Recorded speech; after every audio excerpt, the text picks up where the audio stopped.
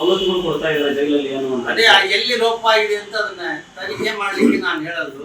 High court ಹಾಲಿನ ನ್ಯಾಯಮೂರ್ತಿಗಳಿಂದ ಆದ್ರೆ ಮಾತ್ರ ಇದಾಗುತ್ತೆ, ಯಾವುದೇ ಪೊಲೀಸ್ ಅಧಿಕಾರಿಗಳಿಂದ ಅಥವಾ ಇನ್ಯಾರೋ ಅಧಿಕಾರಿಗಳಿಂದನ ಆದ್ರೆ ಇದು ಸೂಕ್ತ ಅಲ್ಲ ಅಂತ ನನ್ನ ವೈಯಕ್ತಿಕ ಅಭಿಪ್ರಾಯ. ಹಾಲಿ ಹೈಕೋರ್ಟ್ ನ್ಯಾಯಮೂರ್ತಿಗಳಿಂದನೇ ಆಗ್ಬೇಕು. ಇಲ್ಲಿ ಬೆಳವಣಿಗೆ ನನ್ನ ಅನಿಸುತ್ತಾ ಇದೆ. ಈಗ ಪೊಲೀಸ್ನವರು ಜೈಲು ಅಧಿಕಾರಿಗಳು ನೋಡಕ್ ಬರಲ್ಲ ಅಂತಂದು ಅಲ್ಲಿ ಹೇಳಿರೋದು, ಇಲ್ಲಿ ಒಳಗಡೆ ಅವರಿಗೆ ಊಟ ಉಪಚಾರ ಕೊಡ್ತಾ ಇರೋದು, ಇದೆಲ್ಲ ನೋಡಿದ್ರೆ ಇದು ನಾಟಕೀಯನೋ ಅನ್ಸುತ್ತೆ. ಆದ್ರೆ ಹಂಗಂತ ನಾವು ಇಡೀ ವ್ಯವಸ್ಥೆನೇ ನಾನು ದೂಷಣೆ ಮಾಡಕ್ ತಯಾರಿಲ್ಲ.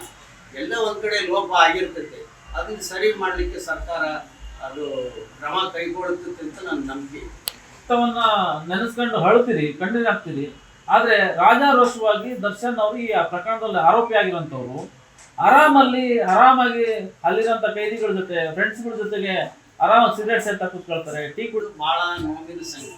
ಮತ್ತೆ ಇದು ಸರ್ಕಾರಕ್ಕೂ ಕೂಡ ಕೆಟ್ಟ ಹೆಸರು ಬರ್ತಕ್ಕಂಥ ವಿಷಯ.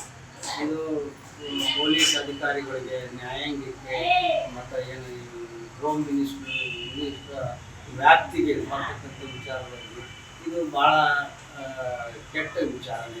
ಇದು ಲೋಪ ದೋಷ ಆಗಿದೆ. ಎಲ್ಲಿ ಆಗಿದೆ ಅಂತ ಸರ್ಕಾರ ತನಿಖೆ ಮಾಡಬೇಕು.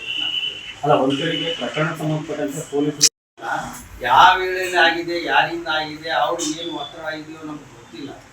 ಅದರಿಂದ ನಾನು ಕೇಳ್ತಾ ಇರೋದು, ಪದೇ ಪದೇ ಹೇಳ್ತೇನೆ ಅಷ್ಟೇ, ಹೈಕೋರ್ಟ್ನ ಹಾಲಿ ನ್ಯಾಯಮೂರ್ತಿಗಳಿಂದಲೇ ಇದು ತನಿಖೆ ಆಗಬೇಕು ಅಂತ.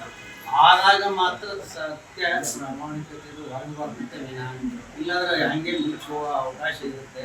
ಅದಕ್ಕೆ ನಮ್ಮ ಮುಖ್ಯಮಂತ್ರಿಗಳು ಅವಕಾಶ ಕೊಡಲ್ಲ ಅಂತ ನನ್ನ ನಂಬಿಕೆ. ದುಡ್ಡಿದ್ದಂತ ನಟರಿಗೆ ಒಂದು ರೀತಿ ಅನ್ನುವಂಥದ್ದು ಕಂಡು ಬರ್ತಾ ಇದೆ. ಅದು ಆಗಬಾರ್ದು. ಕೈದಿ ಆದ್ಮೇಲೆ ಅವನು ಸಾಮಾನ್ಯ ಎಲ್ಲ ಕೈದಿಗಳು. ಸರ್, ಈಗ ಮುಖ್ಯ ನ್ಯಾಯಮೂರ್ತಿಗಳಿಂದ ಮತ್ತೆ ಅಥವಾ CBIಗೆ ಕೊಡಬೇಕು ಅಂತ ನಿಮ್ಮ ಒತ್ತಾಯ ಇದೆ. ಆದರೆ ಇಲ್ಲಿ ತನಿಖೆ ಸರಿಯಾಗಿ ಆಗ್ತಿಲ್ಲ ಅನ್ನೋದು ನಿಮ್ಮ ಅಭಿಪ್ರಾಯ? ತನಿಖೆ ಸರಿಯಾಗಿ ನಡೀತಾ ಇದೆ. ಅಲ್ಲಿ ಜೈಲಿನಲ್ಲಿ ಮಾತ್ರ ಇರತಕ್ಕಂಥದ್ರಲ್ಲಿ ಲೋಪ ಆಗಿದೆ.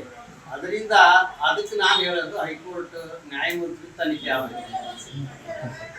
ಅದೇ ನಮಗೂ ಕೂಡ ಭಯ ಆಗ್ತಾ ಇದೆ. ಯಾಕಂದ್ರೆ ಒಳಗಿದ್ದಾಗ ಇಷ್ಟು ಖುಷಿಯಾಗಿದ್ದಾರಂದರೆ ಹೊರಗಡೆ ಬಂದ ಮೇಲೆ, ಬೇಲ್ ಮೇಲೆ ಬಂದ ಮೇಲೆ ಏನೇನು ನಡೀತಿತ್ತು ದೇವರೇ ಬಲ. ಅದರಿಂದ ನಮಗೆ ಒಂದು ಸ್ವಲ್ಪ ಆತಂಕ ಅದಕ್ಕೂ ಇದೆ. ಅದಕ್ಕೆ ಅದು ಸರ್ಕಾರ ಅವಕಾಶ ಕೊಡಲ್ಲ ಅಂತ ನಮಗೆ ನಂಬಿಕೆನೇ ಇದೆ. ಆಗಿದೆ, ಎಲ್ಲರನ್ನೂ ಇದೇ ಒಟ್ಟಿಗೆ ನಾವು ಮಾಡೋಕ್ಕಾಗೋದಿಲ್ಲ. ಅವರು ವೈಯಕ್ತಿಕವಾಗಿ ಅವರು ದರ್ಶನ್ ಅವರ ಗ್ಯಾಂಗ್ನಿಂದ ಆಗಿರ್ತಕ್ಕಂಥ ಪ್ರಕರಣ ಅವ್ರಿಗೆ ಮಾತ್ರ ಸೀಮಿತ ಮಾಡ್ಬೇಕು. ನಾವು ಇಡೀ ಸಮುದಾಯಕ್ಕೇ ಚಿತ್ರರಂಗಕ್ಕೇ ಅದನ್ನು ಅನ್ವಯ ಮಾಡೋಕ್ಕಾಗೋದಿಲ್ಲ. ಅದರಿಂದ ನಾನು ಹೇಳೋದಷ್ಟೇ, ಈ ತನಿಖೆಯಿಂದ ಇದು ಮಾಡಲಿ, ಸೂಕ್ತವಾಗಿ ತನಿಖೆ ಮಾಡಲಿ. ಅವ್ರಿಗೂ ಏನು ಯಾವ ರೀತಿ ಮುಂದೆ ಜೈಲು ಮಾಡುತ್ತೆ ಅಧಿಕಾರಿಗಳು ಸೂಕ್ತ ನಿರ್ದೇಶನ ನಾನು ನ್ಯಾಯಮೂರ್ತಿಗಳು ಕೊಡಲಿ ಅಂತ ನಮ್ಮ ನ್ಯಾಯಾಂಗನೂ ನಾವು ಹೇಳ್ತೀವಿ.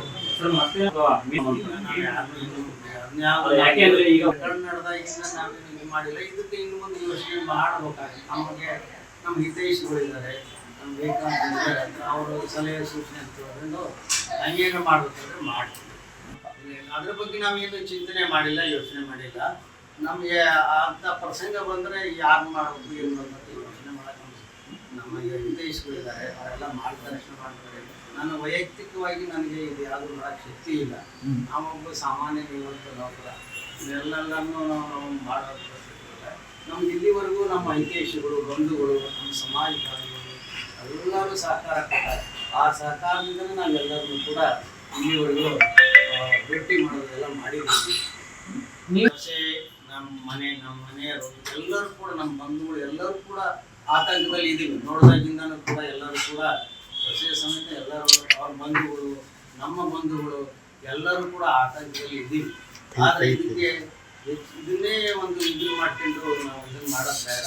ಅದಕ್ಕೆ ಸೂಕ್ತ ತನಿಖೆ ಮಾಡಿ ಅದಕ್ಕೆ ನಿರ್ಬಂಧ ಮುಂದೆ ಏನು ಕಾರ್ಯಕ್ರಮ ಇರ್ತದೆ ಕೈಗಳು ಕಾರ್ಯ ಮಾಡೋಕೆ ಸರ್ಕಾರ ಮಾಡ್ತದೆ ಅಂತ ಏನು ಮನುಷ್ಯರು.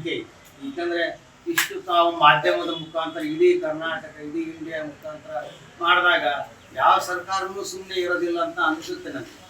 ಅದರಲ್ಲೂ ನಮ್ಮ ಮುಖ್ಯಮಂತ್ರಿಗಳು ಅವರು ಮುತುವರ್ಜಿ ವಹಿಸಿ ಮಾಡ್ತಾರೆ ಅಂತ ನಂಬಿಕೆ ಇದೆ. ಇಂಥ ಘಟನೆ ಮರುಕಳಿಸಿ ಅದಂತೆ ಅವರು ಶಿಸ್ತು ಕ್ರಮ ತಗೊಂತಾರೆ. ಪೊಲೀಸ್ ಮಾಧ್ಯಮ ಇರ್ಬೋದು, ಪೊಲೀಸರು ಅಥವಾ ನಮ್ಮ ಸರ್ಕಾರ ಇರ್ಬೋದು ತಗೊಂತಾರಂತ ನನಗೆ ನಾನು ಹೇಳ್ತೇನೆ. ಹೈಕೋರ್ಟ್ ನ್ಯಾಯಮೂರ್ತಿಗಳಿಂದ ತನಿಖೆ ಆದ್ರೂ ಎಲ್ಲ ಹೊರಗೆ ಬರ್ತದಲ್ಲ, ಎಲ್ಲ ಬರುತ್ತೆ. ಆದರೆ ಅವರಿವರಿಂದ ಆಗಿದೆ, ಹಾಲಿ ಇರ್ತಕ್ಕಂಥ ನ್ಯಾಯಮೂರ್ತಿಗಳಿಂದ ತನಿಖೆ ಆಗುತ್ತಂತ ನನ್ನ ವೈಯಕ್ತಿಕ ಅಭಿಪ್ರಾಯ. ಹಿಂದೆ ಏನ್ ತನಿಖೆ ಆಗಿತ್ತು? ಆದ್ರೆ ನ್ಯಾಯಮೂರ್ತಿಗಳಿಂದಾದ್ರೆ ಎಲ್ಲ ಹೊರಗೆ ಬರುತ್ತೆ. ಈಗ ಇಡೀ ಇವತ್ತು ರಾಜಾರೋಷವಾಗಿ ನಾನೇನು ಮಾಡೇ ಇಲ್ಲ ಅನ್ನೋ ತರ ಜೈಲಲ್ಲಿ ಅದೇನೆ ನನಗೆ ಯಾಕೆ ದುಃಖ ಬರ್ತದೆ ಅಂದ್ರೆ ಅದನ್ನೆಲ್ಲ ನೆನಪಿಸ್ಕೊಂಡು ಬರ್ತದೆ ನನಗೆ. ಎಷ್ಟು ಒದ್ದಾಡಿರ್ಬೋದು, ಎಷ್ಟು ಆಡಿರ್ಬೋದು, ಇವ್ರು ಎಷ್ಟು ಅವ್ರ ಮಾನವೀಯತೆ ಇಲ್ಲದೆ ಹೆಂಗೆ ವರ್ತಿಸಿದಾರಲ್ಲ ಆ ಮನುಷ್ಯರು. ಅವ್ರಿಗೆ ಏನು ಎಳ್ಳು ಕಾಳಷ್ಟು ಅವ್ರಿಗೆ ಮಾನವೀಯತೆ ಇಲ್ಲ, ಬೇಡಿಕೊಂಡಾಗ ಅವ್ರಿಗೆ ಇದನ್ನು ಮಾಡಿಲ್ಲ. ಅದನ್ನೇ ನಮಗೆ ನಾವು ನಿಜವಾಗಿ ನನಗೆ ಅದೇ ಪ್ರತಿ ಕ್ಷಣಕ್ಕೂ ನಾವು ಬರ್ತಾ ಇರೋದು ಅದೇ ಘಟನೆ.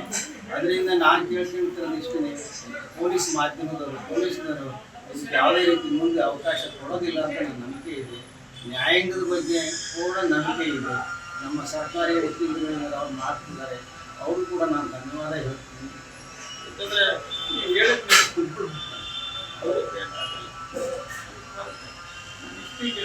ಎಲ್ಲ ಮಾಧ್ಯಮದ ಮುಖಾಂತರ ಬೈಲಿ ತಂದಿರಿ ಎಲ್ಲರೂ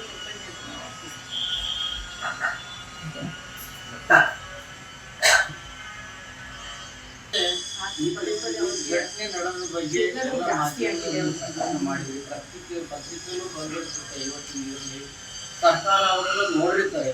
ನಮ್ಮ ಒತ್ತಾಯ ಇಷ್ಟೇ, ಹೈಕೋರ್ಟಿನ ಹಾಲಿ ನ್ಯಾಯಮೂರ್ತಿಗಳಿಂದ ತನಿಖೆ ಆಗಬೇಕು. ಈ ಘಟನೆ ಏನು ಫೋಟೋ ಬಂದಿದೆ, ವಿಡಿಯೋ ಬಂದಿದೆ, ಇದಕ್ಕೆಲ್ಲ ಹೈಕೋರ್ಟ್ ಹಾಲಿ ನ್ಯಾಯಮೂರ್ತಿಗಳಿಂದ ಆದ್ರೆ ಮಾತ್ರ ನನಗೆ ನ್ಯಾಯ ಸಿಗುತ್ತೆ ಅಂತ ಅನಿಸುತ್ತೆ. ಆ ರೀತಿ ಮಾಡ್ತಾರೆ ಸರ್ಕಾರ ಅಂತ ನಂಬಿಕೆ.